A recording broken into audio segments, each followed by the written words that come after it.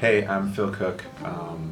I've been a musician and professionally now for about 18 years and play music my whole life. And I grew up in a really small town, so didn't have a lot of things going on around. So one of the things that I think when I was growing up as a kid with some pretty severe ADD was I needed something to kind of obsess over, and music became that thing. So I had a piano in my living room, which was a great tool to have. So lucky to have that. But the other thing was a record collection my dad had.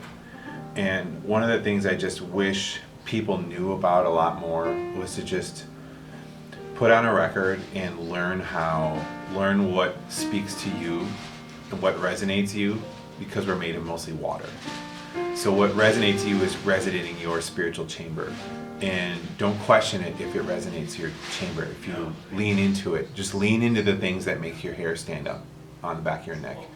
And many times I feel like our ears are the best teachers that we have. And we often seek these mentors out that are better than us, or a lot of people get really hung up on their own ability level, and they let them keep that insecurity from them accessing their actual spiritual resonance.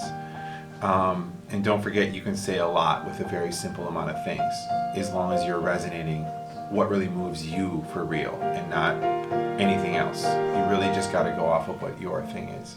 So if my ears are my teachers, the best thing I could do is listen to how my heroes did it, find what I loved about it, and then just put it on over and over again, and just try and play it exactly like they did, just by ear. That was like really helpful for me. And then once I grew up and I had a lot more of those moments and a lot more of those records that I listened to, a lot more repetition, then it was less about me